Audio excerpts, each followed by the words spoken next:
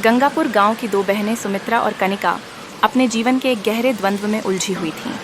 सुमित्रा, जो सरलता और भोलेपन का प्रतीक थी, अपने पिता की प्यारी बेटी थी।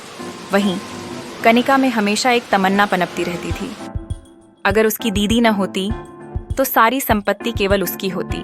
यह सोच कनिका के दिल में एक विष के समान थी, जो समय के साथ गहराती जा रही थी। एक दिन सुमित्रा के पिता गंभीर रूप से बीमार पड़े। कनिका ने इसे अपनी योजना को अमल में लाने का सही समय समझा।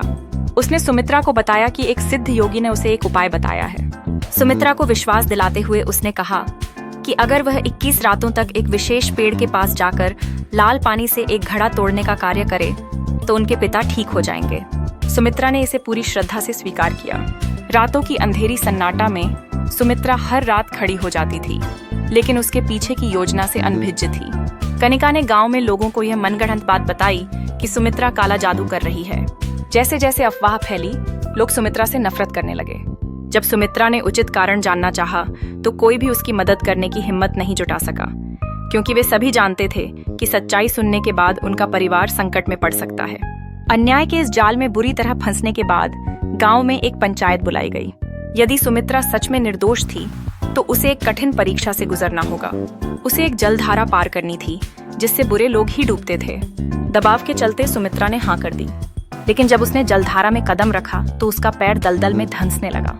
सुमित्रा ने सहायता के लिए अपने बहन की ओर देखा, लेकिन कनिका ने उसकी मदद करने की बजाय उसे अकेला छोड़ दिया।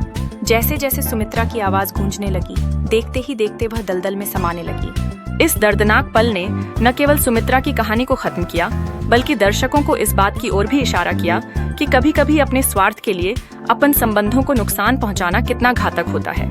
सुमित्रा का भोलेपन और कनिका की चालाकी के बीच की टकराहट एक गहरी सामाजिक सच्चाई को उजागर करती है, जो दर्शकों के मन में सोचने पर मजबूर कर देती है। भूतवन गांव में एक अंधेरी रात का साया था, जहां सुमित्रा की आत्मा ने प्रकट होकर पूरे गांव को श्राप दिया।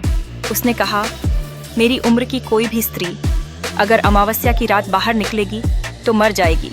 इस श्राप ने गांव में हड़कंप मचा दिया, मानो एक बवंडर ने सारे जज्बात उड़ा दिए हों।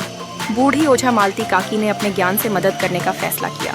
उसने एक आत्मा बंधन यज्ञ किया और सुमित्रा की आत्मा को एक तांबे के घड़े में कैद कर दिया।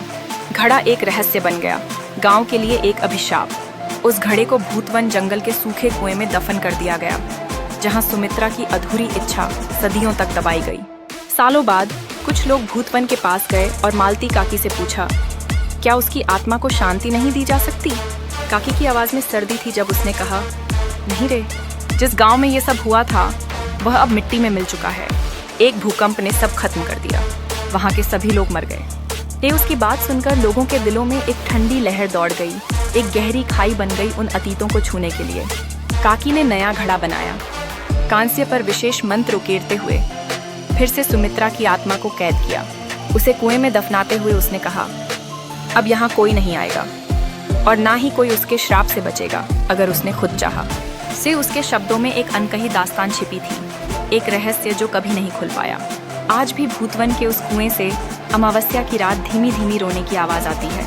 कुछ कहते हैं कि वह सुमित्रा है, अपनी निर्दोषता की पुकार जो कभी पूरी नहीं हो पाएगी। यह कहानी नहीं केवल सुमित्रा की आत्मा की है, बल्कि उन सभी महिलाओं की भी है जो समाज की सच्चाइयों के बीच अपने हक की खोज में है। सुमित्रा की आत्मा का श्राप एक ऐसा जाल बुनता है जिसमें न केवल उसका बल्कि हर निर्दोषता का अंतिम आह्वान होता है।